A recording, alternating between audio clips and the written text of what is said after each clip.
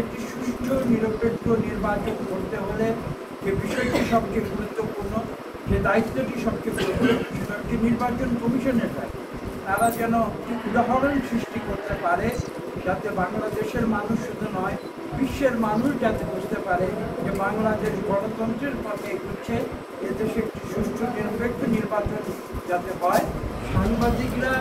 সাংবাদিকদের কাজ করবে এবং সেই তারা যেন বিনা বাধায় এই কাজগুলো করতে পারেন এবং সঠিক তথ্য জাতির সামনে তুলে ধরতে পারেন, সেটাই আমরা চাই। কারণ আমরা সংবাদপত্রের স্বাধীনতায় বিশ্বাস।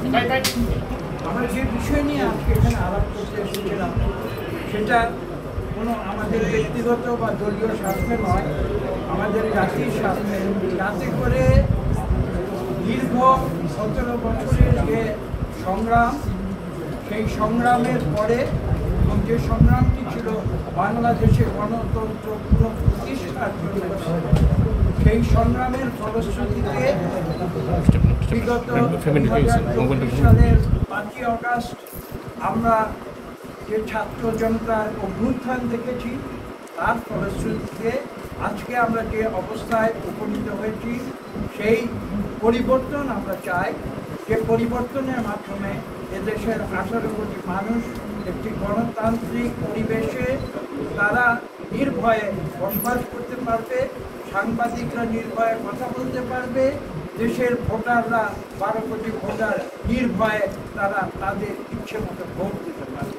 এবং সেই কথাগুলি কিন্তু মূলত আজকে এখানে আমরা বলতে, আমরা তাদেরকে নির্বাচন কমিশনকে আমরা অনুরোধ করেছি যে তারা যেন উদাহরণ সৃষ্টি করতে পারে, যাতে বাংলাদেশের মানুষ শুধু নয়, বিশ্বের মানুষ যাতে বুঝতে পারে যে বাংলাদেশ গণতন্ত্রের পথে এগুচ্ছে, এদেশে একটি সুষ্ঠু নিরপেক্ষ নির্বাচন যাতে হয়। এবং সেই গুরুদায়িত্ব আজকে নির্বাচন কমিশনের উপরে রয়েছে বলেই আজকে আমরা এই আলোচনায়। একটি সুষ্ঠু নিরপেক্ষ নির্বাচন করতে হলে যে বিষয়টি সবচেয়ে গুরুত্বপূর্ণ, যে দায়িত্বটি সবচেয়ে গুরুত্বপূর্ণ, সেটা হচ্ছে নির্বাচন কমিশনের দায়িত্ব।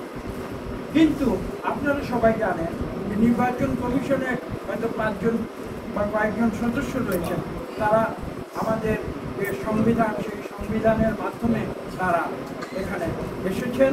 ওয়ালটন এখন দেশের সীমানা পেরিয়ে পৌঁছে গিয়েছে 50টিরও বেশি দেশে। ওয়ালটন, ঘরে ঘরে বিশ্বজুড়ে।